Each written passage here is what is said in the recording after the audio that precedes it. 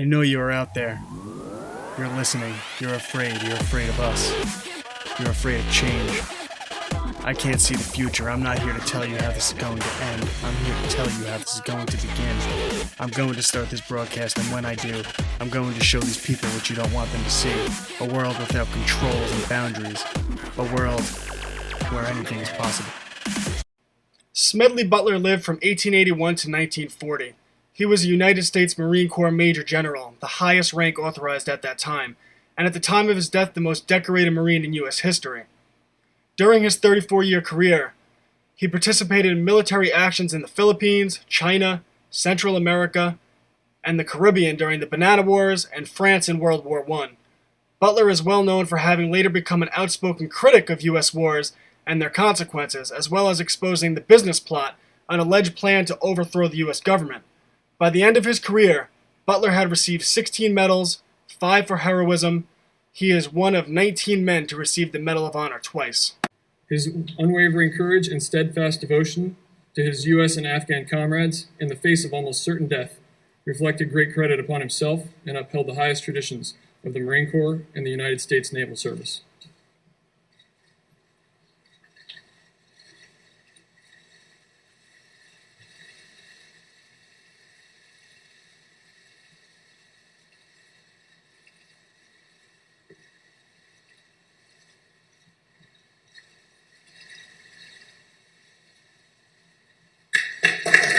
Yeah, Smedley Butler was a Dakota Meyer type of badass.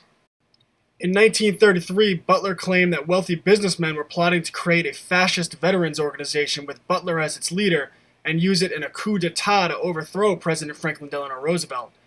In 1934, Butler would testify before the United States House of Representatives Special Committee on Un-American Activities, the McCormick-Dickstein Committee.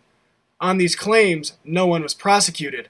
In 1935, Butler would write a book, War is a Racket. In Chapter 1, Butler wrote, "Take our own case. Until 1898, we didn't own a bit of territory outside of the mainland of North America. At that time, our national debt was a little more than $1 billion. Then we became internationally minded. We forgot or shunted aside the advice of the father of our country. We forgot George Washington's warning about entangling alliances. We went to war. We acquired outside territory. At the end of World War period, as a direct result of our fiddling in international affairs, our national debt had jumped to over $25 billion. Our total favorable trade balance during the 25-year period was about $24 billion. Therefore, on a purely bookkeeping basis, we ran a little beyond year for year, and that foreign trade might well have been ours without the wars. It would have been far cheaper, not to say safer, for the average American who pays the bills to stay out of foreign entanglements. For very few, this racket, like bootlegging and other underworld rackets, brings fancy profits, but the cost of operations is always transferred to the people who do not profit." Butler invoked the words of George Washington, the father of America. In his farewell address to the nation, Washington said, "It is our true policy to steer clear of permanent alliances with any portion of the foreign world. So far, I mean, as we are now at liberty to do it. For let me not be understood as capable of patronizing infidelity to existing engagements. I hold the maxim no less applicable to public than to private affairs, that honesty is always the best policy. I repeat it, therefore, let those engagements be observed in their genuine sense, but in my opinion, it is unnecessary and would be unwise to extend them." Smedley Butler correctly pointed out that the United States has had little debt other than the times the nation was at war. Looking at this graph by the Congressional Budget Office, the United States of America took on great debt during the Civil War and then again during World War I. The country had a balanced budget during all of the years prior to the Great War. Butler would take it a step further and suggest that we should take a look at the people who profit from war. During the period of 1910 to 1914, DuPont made $6 million per year in profit. During the World War I period, 1914 to 1918, DuPont made $58 million a year in profit. Bethlehem Steel from 1910 to 1914 made $6 million per year. from 1914 to 1918 made $49 million per year. U.S. Steel, from 1910 to 1914, made $105 million per year. Not bad. During 1914 to 1918, U.S. Steel made $240 million per year. Anaconda Copper made $10 million per year from 1910 to 1914 and $34 million per year during the World War I period. Utah Copper made $5 million per year during 1910 to 1914 and made $20 million per year from 1914 to 1918. Grouping those 5 companies together, they averaged about $137 million per year in profit from 1910 to 1914. During the World War I period of 1914 to 1918, those 5 companies combined jumped from $137 million per year in profit to $408 million a year in profit. These are just 5 examples of companies that greatly profited from war during the World War I period. Butler would point out that all this war spending would lead to massive debt. The banks would lend the money to the government at interest, and the American taxpayer would be forced to pay back that money. That's not the only way the American taxpayer would pay for war.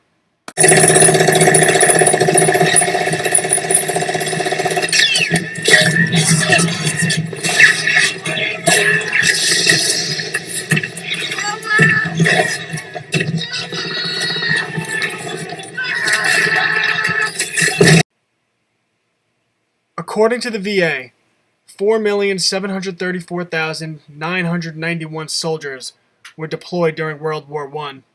Over 53,000 of them lost their lives, and over 204,000 suffered non-mortal wounds. As Smedley Butler would point out, they would not receive the support that they deserve from their country.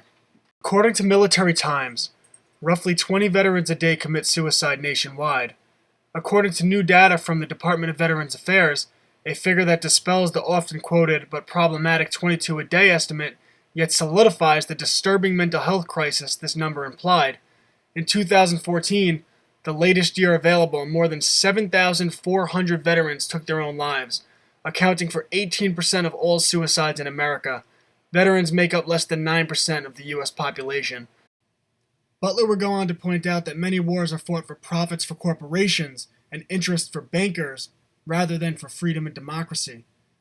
He would point out that these corporations hire lobbyists who get in the ears of politicians, that many of these politicians are purchased. But if that is the case, if many wars are actually fought for profit, how do they get the American public to go along with these wars? How do they get soldiers to sign up for these wars?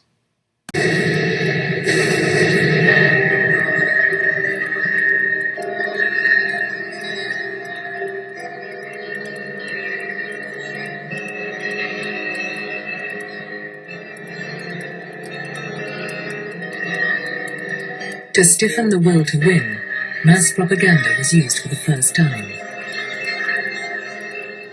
This propaganda they told us about them killing women and children and one thing and another. They had a lot of propaganda about that there. The Hun, you know, they called him.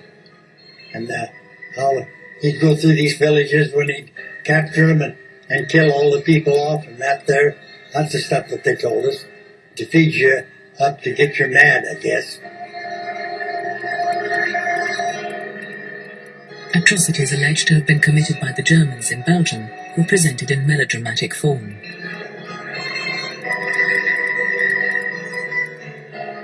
Wir waren wütend über diese Diffamierung. We were furious about this Wir slander. haben sie immer als bösartige. We always said that it was evil propaganda, and we felt that we Germans were powerless to answer back. Propaganda is used to demonize your enemy, to convince the public that if you don't stop this enemy, they are a direct threat to your way of life, that they hate your way of life, that if you don't stop the enemy, they'll kill babies, and they'll rape women, and they'll spread tyranny and destroy democracy all around the world.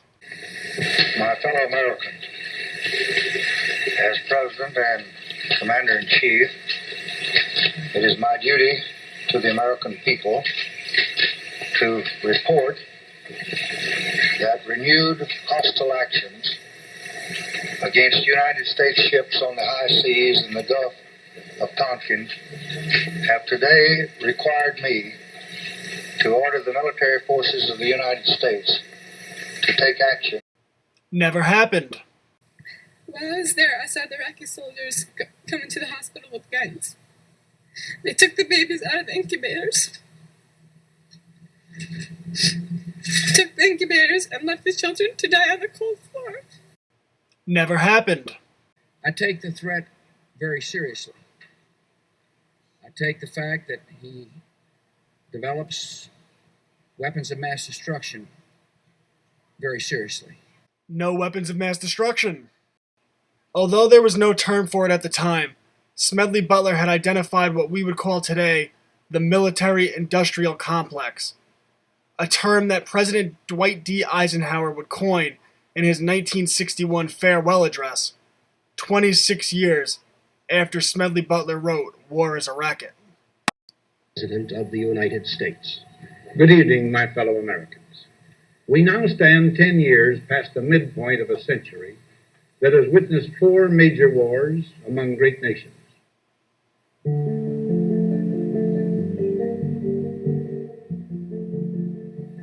Until the latest of our world conflicts, the United States had no armaments industry. American makers of plowshares could, with time and as required, make swords as well.